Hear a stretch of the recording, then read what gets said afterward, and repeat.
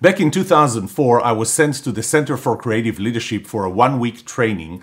It's a pretty high-end training, and it involves a lot of pre-workshop self-assessments, 360 assessment. It's called Developing the Strategic Leader. So this was all about my leadership skills. At the time, I was running a $100 million business unit with 89 people, and I needed to obviously be a better leader.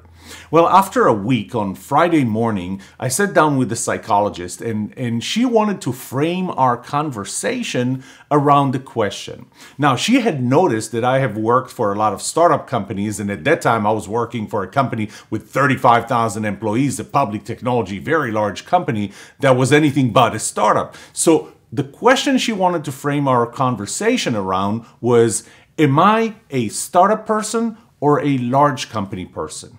And I said, there's another question that bothers me even more.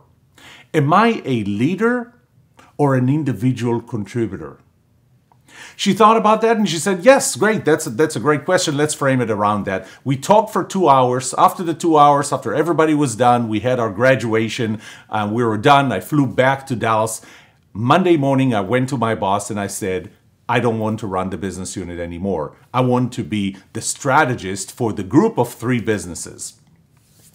And, we have a society that turns leadership into the goal. You want to be the leader. You want to be the manager. You want to be a vice president. You want to be the CEO.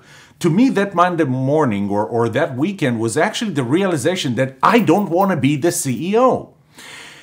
And we also have something that I don't know if you ever heard of, the Peter Principle. It's actually a book that came out in the 60s. And it talks about the principle put down in one sentence is that a person will always get promoted to their level of incompetence. And the thing is that somebody is doing a great job as an individual contributor, and we say then we need to raise you, we need to promote you to be the manager of that group. But what if that person is not a good manager, is not a good leader, and doesn't even want to be a leader?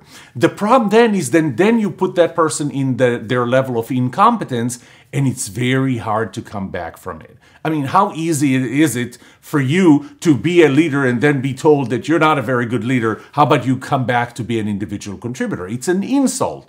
This is how our culture works.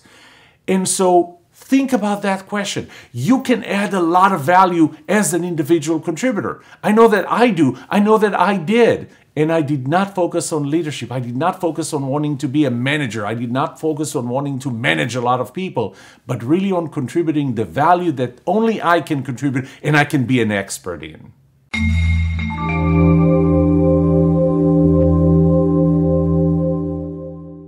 The answer to these 2 questions will have the biggest impact on your personal or professional success or failure.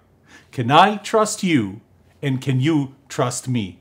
If you want to know more, subscribe to our channel or follow us through the links on the right.